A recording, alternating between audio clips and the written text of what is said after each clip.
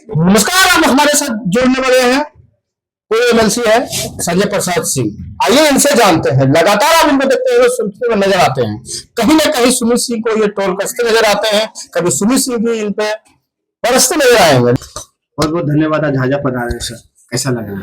झाझा तो हमारा कई बार आ चुके हैं। आज हम हमारे मित्र सुबोध केसरी जी का स्वास्थ्य लाभ पूछने के लिए हम यहाँ आए और इन्हीं से मिलने के लिए आए हुए थे। जदयू को लगातार आप देख रहे हैं, कुछ न कुछ विवाद नजर आ रहा है। जदयू में कोई विवाद है ही नहीं, जदयू इंटैक्ट है और पूरा एनडीए इंटैक्ट है। आपने एक आरोप लगाया सुमित सिंह जी के पर, मंत्री जी के पास, उन्होंने सरकारी जमीन पर रजिस्ट्री करा ली। हम आरोप नहीं लगाए, हमारे पास प्रमाण है। माननीय मंत्री सुमित कुमार सिंह गरमजरुआ जमीन का जो है सो अपने सपना समीर के नाम से रजिस्ट्री ले लिया और जब उन्होंने मोटेशन के लिए दिया तो पुराना सीओ, इसके पहले जो सीओ थे, उन्होंने मोटेशन नहीं किया और उन्होंने रद्दी करने के लिए, जमाबंदी रद्दी करने के लिए इनको भेज दिया गया था। लेकिन उस समय के जो डीसीएलआर थे उन्होंने जमाबंदी लगाने का आदेश पारित कर दिया। उस आदेश पारित करने के बाद हमने जिलाधिकारी के यहाँ फाइल किए हुए। इसी बीच जो भी अंचलाधिकारी चकाए हैं उन्होंने प्रभाव में आकर सरकार का जो पद का दुरुपयोग करते हुए उन्होंने अपने पत्नी नाम से मोटेशन करवा लिया और रसीद कटवा लिया। जो हमारा लड़ाई जारी है, हमने इस मामला को हाईकोर्ट में भी हम फाइल कर चुके हैं। कितना पक्का प्लॉट है वो? 1 एकड़ 12.5 डिसमिल का। अपनी पत्नी नाम से? पत्नी नाम से करा ही नहीं लिया, वो बना भी रहा था और हम 3 साल से उसको अवरुद्ध करके रोके हुए हैं। आप यदि जाते होंगे चकाई से देवघर तो छात्रावास के सामने देखिएगा वही प्लॉट है जो छड़ खड़ा है, जंग लग रहा है। हाँ, जंग तो लग रहा है। एक बात बताइए, विवाद नहीं होता है पार्टी के बीच में? वो कहे जाते हैं क्या मुख्यमंत्री का दुलड़ुआ हो गया आज के डेट में? वो किसका दुलड़ुआ नहीं रहे, अब किसको नहीं छोड़े। माननीय मुख्यमंत्री नीतीश कुमार को छोड़े, शिबू सोरेन का टिकट पर जीते उसको फेंके तीर धनुष को, उसके बाद हम पार्टी ज्वाइन किए उसका टेलीफोन को फेंक दिए। इन्होंने राजद में थे इनके पिताजी, उसको छोड़े, कांग्रेस में थे इनके पिताजी, उसको छोड़े।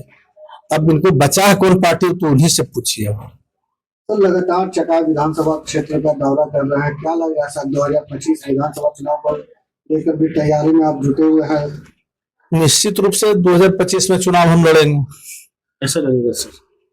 एनडीए से लड़ेंगे। एनडीए से लड़ेगा तो एनडीए समर्थन वो भी दे चुके हैं। समर्थन दिए तो मलाई खा रहे, नहीं पता है, बालू बेच रहा है, जमीन हड़प रहा है, वो ठेकेदारी में कमीशन ले रहा है, इस सब काम में लगा हुआ है ना। वो तो नहीं भी मांगते माननीय मुख्यमंत्री समर्थन, तो वो जाके घर पर जाके बोलता हमको मेरा समर्थन ले लीजिए।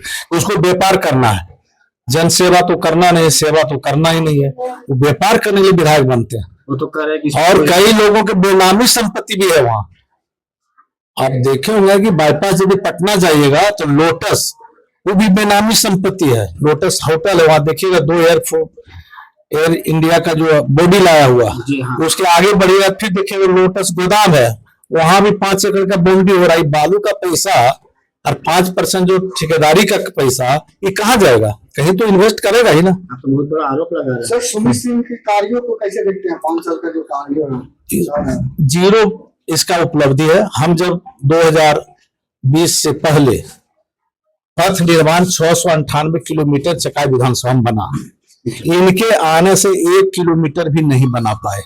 यहाँ इस 5 साल में 20 से 25 में एक श्रेयसी जी पथ निर्माण में कुछ सड़क बनवाए, एक माननीय हमारे मंत्री दामोदर जी बनवाए, बाकी कोई किसी का उपलब्धि नहीं।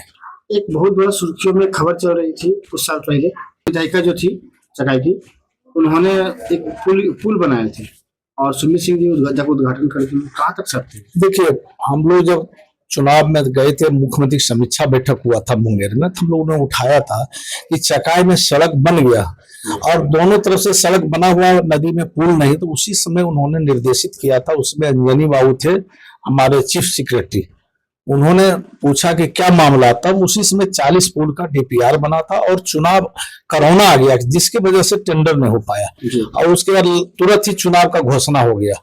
जैसे चुनाव खत्म हुआ तो 40 पुल का निर्माण हुआ जो बनकर आज तैयार है।